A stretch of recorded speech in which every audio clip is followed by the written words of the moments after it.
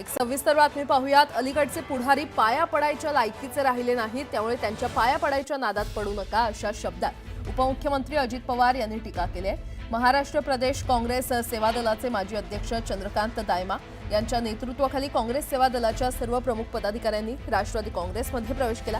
यावेळी अजित पवार बोलत होते। राजकीय नेत्यांबद्दलची जनतेमध्ये असलेली अनास्था अजित पवारांच्या तोंडी पाहायला मिळाली। काम करताना चुकीचं वक्तव्य तुमच्या तोंडून बाहेर पडता कामा नये, असा सल्ला देखील अजित पवार यांनी पदाधिकाऱ्यांना दिलाय।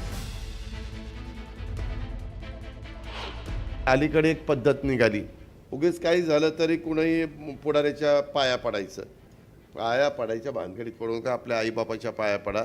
अलीकडचे पुढारी पाया पडण्याच्या लायकीचे नाही। आता एक सविस्तर बातमी पाहूया। दूध आणि तत्सम अन्नपदार्थांमधील भेसळ रोखण्यासाठी आता राज्य सरकार कठोर पावलं उचलणार आहे। त्यामुळे अशी भेसळ करणाऱ्यांवर मकोका अंतर्गत कडक कारवाई करण्यासाठी सध्याच्या कायद्यात आवश्यक त्या सुधारणा करण्यात येतील, असं उपमुख्यमंत्री अजित पवार यांनी सांगितलं। त्यासंबंधीचा प्रस्ताव मंत्रिमंडळासमोर सादर करावा, असे निर्देश उपमुख्यमंत्री अजित पवार यांनी दिले।